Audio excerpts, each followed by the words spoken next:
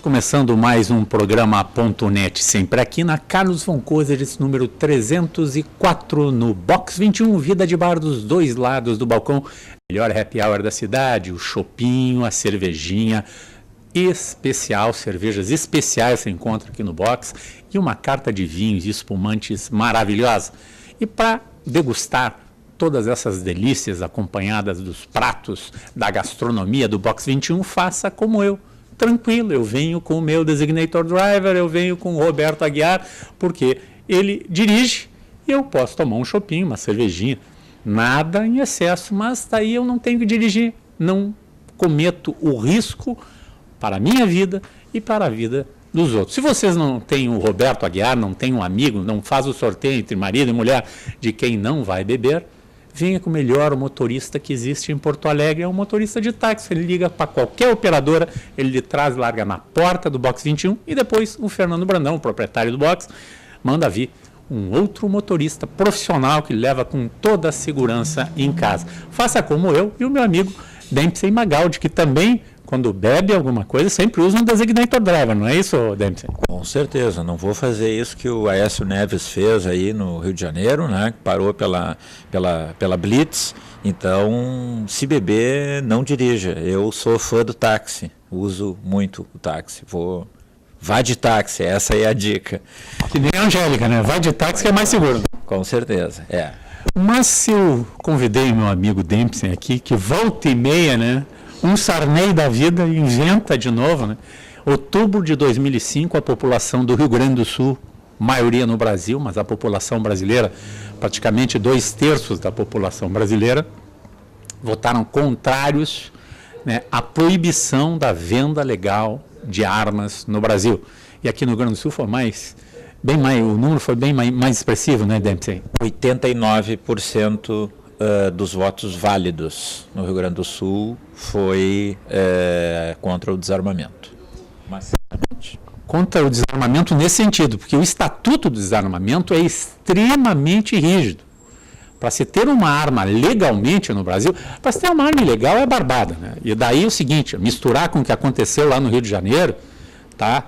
Que aquilo aconteceu porque o comércio de armas no Brasil, existe um comércio legal de armas, ó, tira o comércio legal de armas, tira a arma de todo mundo e acontecer a mesma coisa, porque aquele cidadão não poderia ter comprado uma arma legalmente, porque a lei não permitiria, porque ele não tinha idade para isso, não tinha equilíbrio emocional para isso aí, teria que fazer testes psicotécnicos, não teria nada disso. Ele comprou a arma, você sabe aonde, né? Naquele lugar que todos os outros, principalmente os que defendem o desarmamento do cidadão, né, querem que esse pessoal tenha lá para comprar, né? Onde ele comprou, né? E mais ainda te digo, Ricardo, ele tentou fazer uma habilitação técnica em uma escola de tiro no Rio de Janeiro, em uma escola credenciada. E a sua inscrição na escola foi barrada. Ele não apresentou a documentação necessária para fazer a inscrição, essa matrícula no curso, que seria a comprovação da ocupação lícita, que ele não tinha, a apresentação das certidões negativas de ordem criminal, eleitoral e militar. Então, ele comprovante de endereço, né, que são requisitos para matricular-se num curso de tiro. E ele não apresentou, e quando ele ligou de novo, aparecia a gravação dele falando com o instrutor, pedindo para fazer o curso e aprender o manuseio com arma. Ele dizia, olha, enquanto tu não mandar a tua documentação, nós não podemos fazer a tua matrícula. E ele alegou que o computador dele estava com vírus, e aí o instrutor disse que ele teria que enviar de alguma forma de um outro computador, mas nada seria feito, e que inclusive nenhuma escola de tiro no país emprestaria a arma para ele fazer uma habilitação sem ele apresentar todos os requisitos legais. Bom, Dempsey, nós já entramos assim, rachando, mas eu vou pedir para tu explicar uma coisa. Nós temos o Estatuto do Desarmamento no Brasil, que já vale, né? Em 2005 foi feito o referendo com relação a um artigo, que era o da proibição ou não de venda de armas legalmente no Brasil. Venda de arma legalmente, armas e munições. Eu queria que tu explicasse para quem está nos assistindo, tá? Isso é importante porque tem gente distorcendo isso aí. A nossa lei é uma das mais rígidas do mundo para se obter arma, tá? Para você conseguir uma arma tem que fazer um caminho longo, que é bem mais longo do que era no passado aqui no Rio Grande do Sul. Eu antes do programa conversava com o Dempsey, que já era difícil comprar uma arma no Rio Grande do Sul, que foi um estado sempre que esteve na mão da Polícia Civil, que fazia o controle de todo o estado, na delegacia de armas da Polícia, munições e explosivos aqui da Polícia Civil, sempre foi muito rígida. Você ia numa loja que vendia arma, eu vou contar aquela época e o Dempsey conta como é que é hoje. Você ia numa loja e ela disse, eu quero comprar essa arma. Tá, ok. O senhor tem que apresentar tal documento, vai lá, você compra, pagava a arma e aguardava alguns dias para ver o registro que vinha da Polícia Civil. A Polícia Civil ia ver seu nome, seu endereço, se não tinha nada no crime, se era uma pessoa sem nenhum problema, se era uma pessoa idônea, e daí expedia o registro, ia para a loja lhe chamava, chegou o seu registro, e você pegava a arma e levava ela para sua casa. Tá, tinha um trânsito até a sua casa, você poderia chegar lá. O porte de arma já era diferente, você tinha que fazer uma justificativa e uma série de outros... tinha que ter curso de tiro também, tinha que apresentar curso de tiro. Entrevista, né? Psicotécnico. Psicotécnico. Já naquela época. Sim, tá. O porte de arma sempre foi muito criterioso, vamos dizer assim. A Polícia Civil não dava para qualquer um porte... Né? Embora nós tivéssemos no estado do Rio Grande do Sul, há 15 anos atrás, 45 mil portes de arma, nós tínhamos os mesmos índices em relação, assim, à violência alegada por uso de armas legais, ou seja, zero. Então não havia, nem com 45 mil portes, nem com 200 portes, como tem atualmente, não existe diferença, porque 45 mil pessoas ordeiras não fazem, não são criminosas, não protagonizam crimes. Porque tem endereço. Porque estão identificadas, porque são responsáveis, porque são pessoas devidamente capacitadas, estão habilitadas. Então, estas pessoas, elas não protagonizam crimes. Então, sejam elas 200, 500, 1.000, 2.000, 10.000, 20.000, o resultado será sempre o mesmo. O índice de crime de pessoas com porte de arma é praticamente nulo. E eu estendo um pouco mais isto aí agora. Eu faço um desafio às autoridades para que se estabeleça uma relação, Ricardo, entre as armas registradas por pessoas legalmente. Nós temos 1.800.000 armas registradas no Brasil, hoje recadastradas e com pessoas que fizeram exames de habilitação técnica, psicológica e obtiveram o novo registro da Polícia Federal. Bom, desses 1.800.000, eu lanço um desafio para que se demonstre qual o percentual dessas 1.800.000 que estão em cursos hoje, essas pessoas que têm essas armas registradas, que estão respondendo a processo por homicídio. Olha, se der nesta pesquisa 0,1, isto será uma surpresa estupefante para mim. Eu tenho 33 mil clientes registrados e cadastrados. E eu não conheço desses 33 mil nenhum caso de pessoa que tenha o novo registro federal com exame psicotécnico e com exame técnico. Eu não conheço um único caso de alguém respondendo por homicídio. Então, com isso se conclui o quê? Que não existe a relação entre crime e arma legal. O que existe relação, e o que nós vemos essa relação, é entre armas ilegais, armas que continuarão disponíveis no mercado, que mesmo que se fechem as fábricas, estas armas entrarão pelas fronteiras, em algum lugar do mundo se produzirá, né? Então, todos os nossos países vizinhos produzem armas e a arma ela vai existir. O que nós temos que regular é o controle, é o uso, a capacitação, que é o que a legislação faz. E isso a legislação faz, porque eu falei como era no passado, que já era duro aqui no Rio Grande do Sul, mas fora Rio Grande do Sul, abaixo do Mampituba, a coisa, acima do Mampituba, a coisa era completamente diferente. Nós tínhamos a caça regulada aqui, né?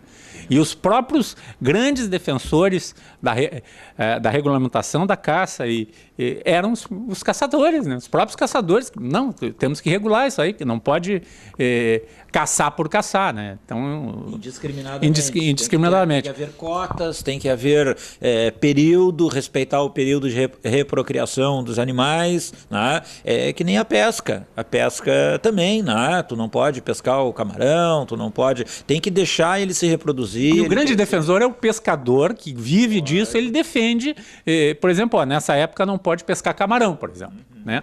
Mas, Dempsey, vamos rapidamente, antes de passarmos para o outro bloco, o que é necessário hoje? Eu chego numa loja e quero comprar uma arma, diferente do que era passado, como é que é o caminho? Bem, o primeiro requisito vai ser uma autorização para a compra dessa arma, preenchimento de um formulário do SINARM, Sistema Nacional de Armas, junto à Polícia Federal, aonde a pessoa vai efetivamente apresentar as suas razões de necessidade do porquê que ela quer essa arma, porquê que ela precisa da arma, tá? Apresentar a documentação que comprove a sua ocupação lícita, apresentar os seus documentos pessoais, RG, CPF, título de eleitor, né? Comprovante de endereço, a pessoa tem que ter um endereço certo, né? E todas as certidões, atestados e certidões. Depois disso, ela vai fazer um exame de habilitação técnica em um estande de tiro credenciado, né? A Magaldi é um dos estandes, um dos locais credenciados que ele pode fazer. Vai fazer esse exame, o instrutor vai atestar se a pessoa tem a capacitação técnica para a compra, o registro ou transferência de uma arma, pode ser uma arma nova, uma arma usada, o processo é o mesmo. Depois vai fazer um exame de capacitação psicológica por psicólogo, credenciado pela Polícia Federal, da lista de psicólogos credenciados pela Polícia Federal. Bom, a partir disso, então, depois disso, a Polícia Federal vai dar a autorização para o postulante adquirir a arma. Só então é que o comércio vai poder tirar nota fiscal e vai poder vender, depois de aprovados nesses exames, nessas entrevistas, nesse critério para a obtenção da arma. Então, a obtenção da arma ela não ocorre por um impulso de uma pessoa, ela demora, em média, pelo menos 90 dias esse processo. Entre a pessoa ir na loja e dizer assim, eu quero comprar uma arma. Muito bem, então vamos iniciar o processo. Até essa pessoa receber a arma, poder comprar sua arma e a sua cota de munição, que são 50 tiros por ano, ele vai fazer esta compra obedecendo este critério, esta burocracia de autorizações e de habilitação, e a partir daí sim ele vai efetivamente receber o seu armamento nestas condições, vai receber o registro dessa arma. Entre ele querer comprar e receber o registro, em média 90 dias. Existem duas formas, essa é a forma em que o estatuto prevê a compra da arma. Existe uma outra forma também, que são feitas através dos atiradores, que são aquelas pessoas que são chamados os CACs, né? Colecionador, atirador e caçador. Então os CACs são aqueles atiradores registrados através dos seus clubes de tiro no Exército. Então, aí a autorização de compra, os exames, a habilitação, o processo, o mesmo processo é feito, mas a autorização é dada pelo Exército, porque o registro da arma fica no Exército, entre o clube e Exército. Então, ali é que vai se regular essa. Então, nós temos dois tipos de pessoas civis que podem adquirir uma arma. O cidadão, que faz esse processo que eu expliquei junto à Polícia Federal. E o atirador, que é registrado num clube de tiro e que faz o processo junto ao seu clube de tiro e junto ao Exército. Bom, nós vamos fazer um rápido intervalo e nós já voltamos. Esse é o Ponto.net.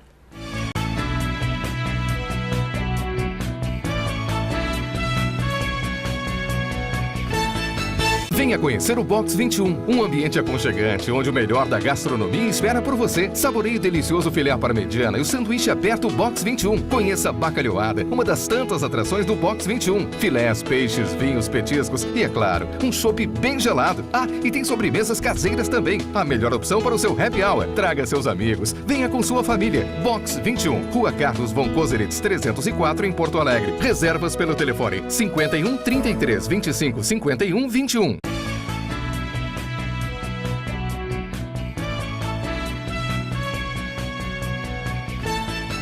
Voltamos com o programa Ponto Net, conversando com meu amigo Dempsey Magaldi, que é instrutor de tiro e proprietário do clube de tiro Magaldi, né?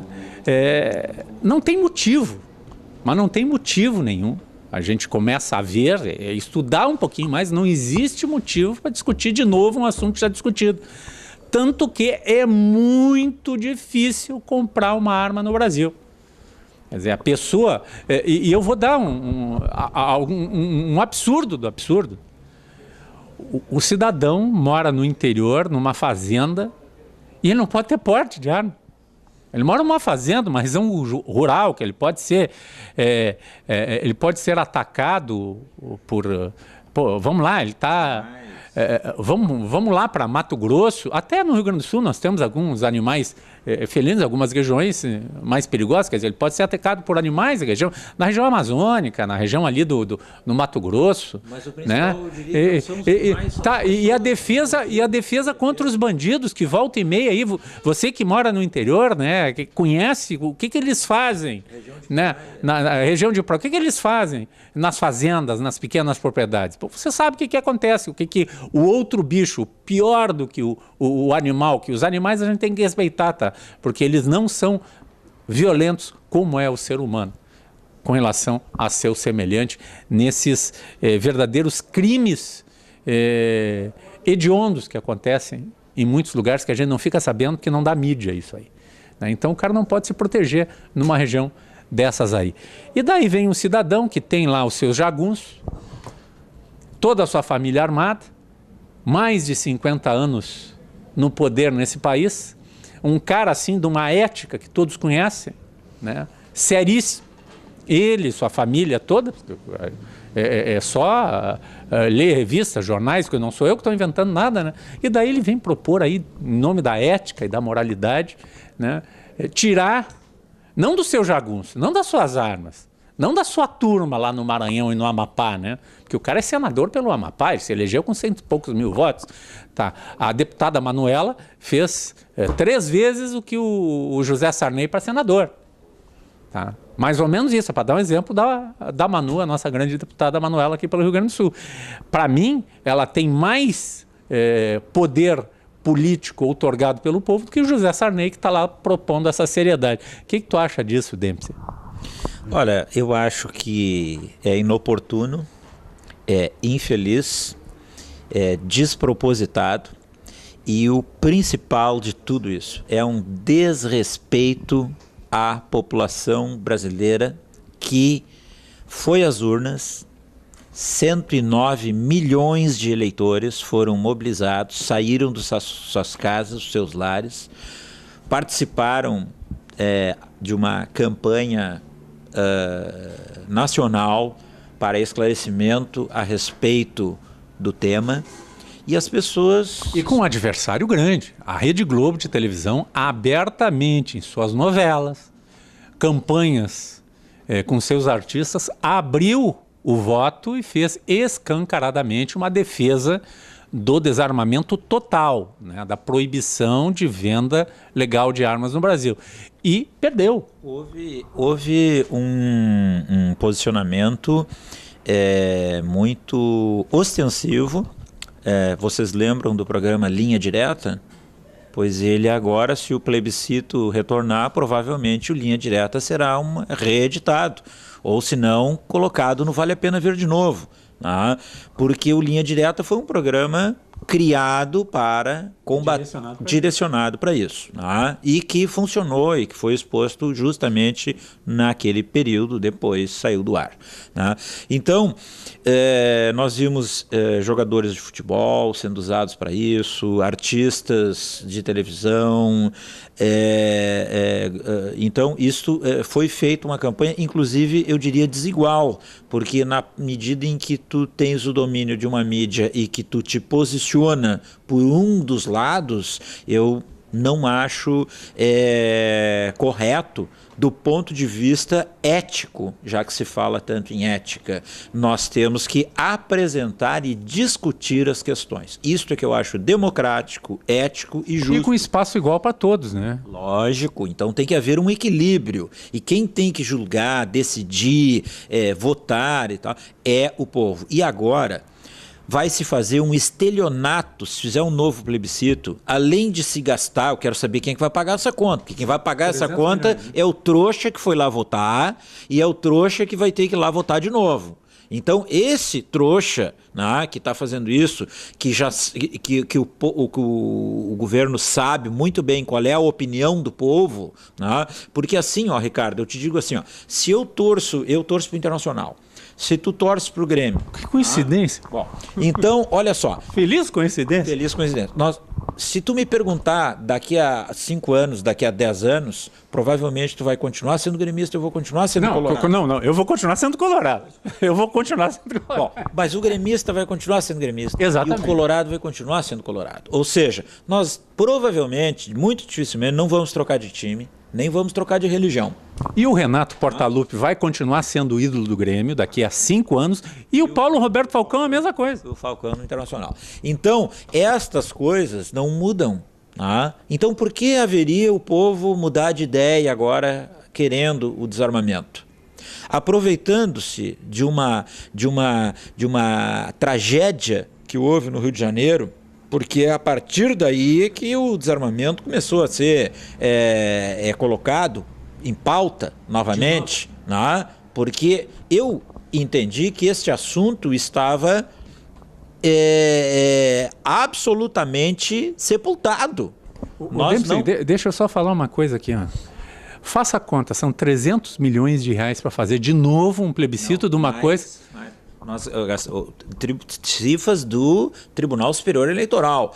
O primeiro referendo foram gastos 600 milhões de reais. Eu não acredito que se gaste menos agora. O ministro está dizendo que são 300 milhões, mas vamos aceitar os 300 milhões de reais. 300 milhões de reais. Quantos postos de saúde dá para fazer? 300? Quantas ambulâncias consegue comprar? Vamos botar ambulância...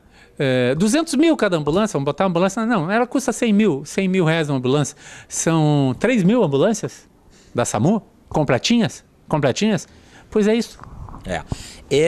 Para votar uma coisa que a gente já votou e já sabe o que a gente quer.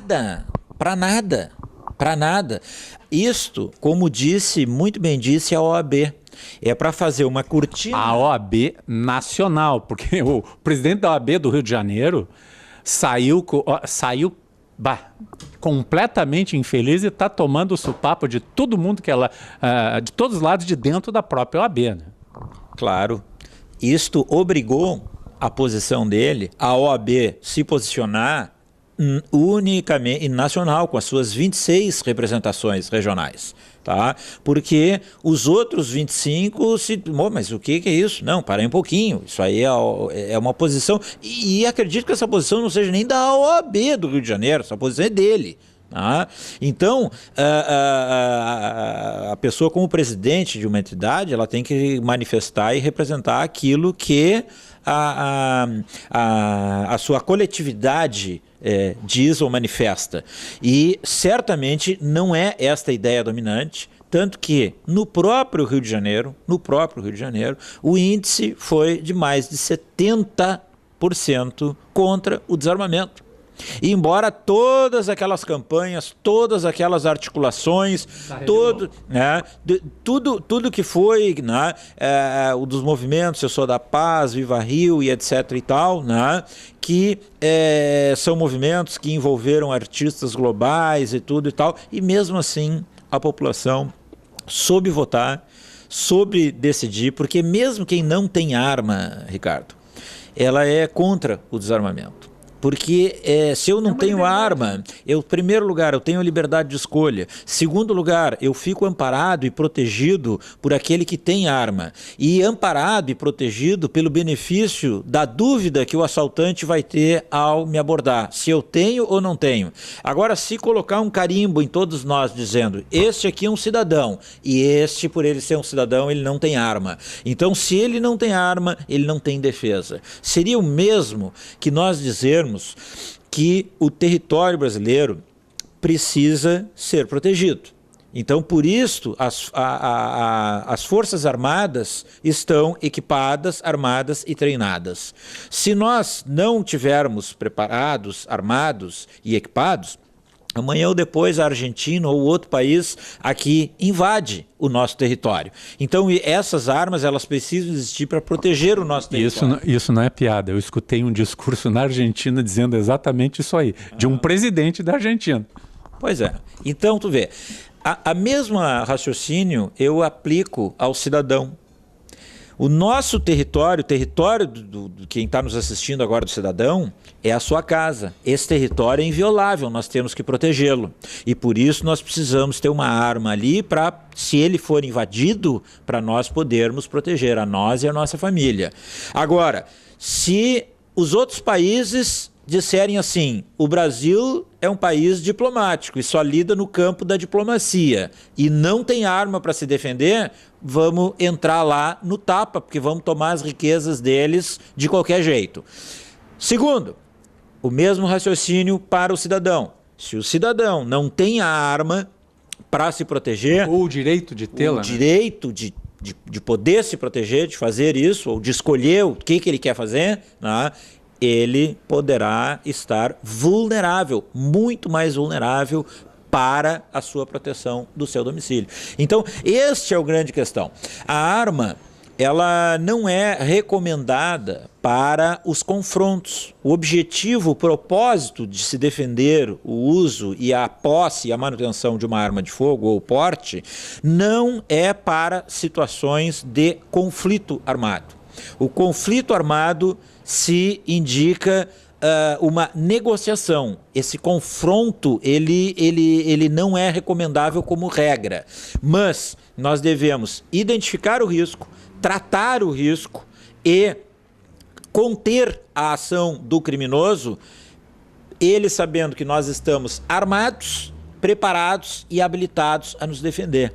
Então é isso que nós buscamos, desarticular, desestimular o criminoso de nos atacar. Aí não tem dado, não tem estatística, não tem nada, porque quando nós fizemos isso, o crime não ocorre, e aí esse dado desaparece das ocorrências policiais. E é isso que nós queremos. Nós queremos que não haja ataque, nós queremos que as pessoas não sejam mortas sem o direito de defesa. Aliás, se um professor ali naquela escola no Rio de Janeiro tivesse uma arma, poderia evitar a progressão de muitas mortes. Felizmente o policial, Márcio, chegou rapidamente, certo? E estava numa posição estratégica, na hora certa, no momento certo. E fez tudo certo. Então o policial foi muito feliz e agiu de maneira certa e conteve uma catástrofe que poderia ser muito maior. Em vez de 12, poderiam ter sido 30, 40. E aí a tragédia seria muito maior. Então, assim, a arma, ela impede a progressão, pode impedir a progressão de um dano maior. Me fizeram uma colocação num programa de televisão muito infeliz, ao meu ver, mas foi feita essa colocação. Essa colocação dizia assim, daqui a pouco vão autorizar o porte de arma no avião, para transporte da pessoa no avião. Será que vão querer que se faça isso e tal? Então eu te digo o seguinte, a história do 11 de setembro poderia ter sido mudada nos Estados Unidos se alguém ali dentro estivesse armado. Aqueles aviões nós teríamos evitado mais de 3.000 mortes nas Torres Gêmeas se alguém armado no avião tivesse tomado conta daquele ato de terrorismo. Depois daquela data, os agentes federais voavam nos aviões todos armados. Inclusive, durante muito tempo, tinha sempre um agente federal ali dentro. Ô Dempsey, eu quero agradecer a tua presença nesse programa. A gente tem muita coisa para discutir sobre isso aí, porque a gente não pode deixar crescer só de um lado. Eu sou um indivíduo pacífico, todos nós somos pacíficos, nós queremos a paz, não queremos nada, não defendemos que as pessoas andem armadas, feito faroeste na rua, todo mundo, não é nada disso que a gente defende o direito do cidadão poder se defender. E isso que nós dissemos lá em 2005, em outubro de 2005, a grande maioria dos brasileiros, e aqui no Rio Grande do Sul, mais de 85% dos votantes disseram não. Eu não tenho arma, mas eu quero ter o direito de poder comprar se um dia eu quiser tê-la. Foi isso que aconteceu e isso que a gente pretende manter, né? Aliás, eu gostaria de abrir aqui esta comunicação às pessoas, que nós estamos, o nosso movimento se chamava Frente pela Legítima Defesa, no referendo de 2005.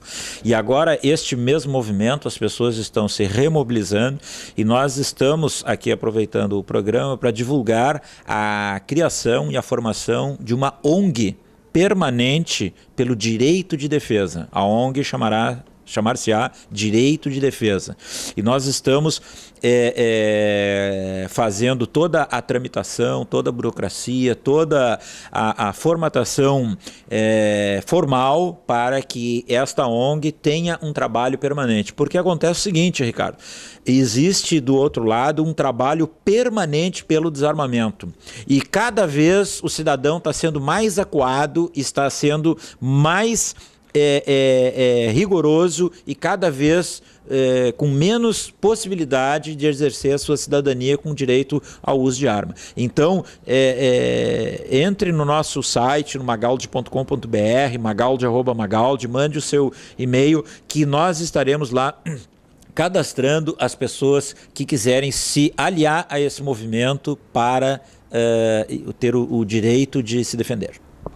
Obrigado, Dempsey. E lembro mais uma vez, a nossa ideia é exatamente essa, é o direito do cidadão. Porque se o problema é esse, né, tem muita coisa que dá para discutir, mas daqui a pouco a gente tem que proibir. Aí são 50 mil pessoas que morrem por ano no Brasil em acidentes de automóvel. Tá? A gente tem que proibir os veículos e os motoristas de andarem de automóvel. Pense nisso aí, olha, faça uma analogia, tá? Chega a ser um grande absurdo. Obrigado, Dempsey. Esse é o ponto.net.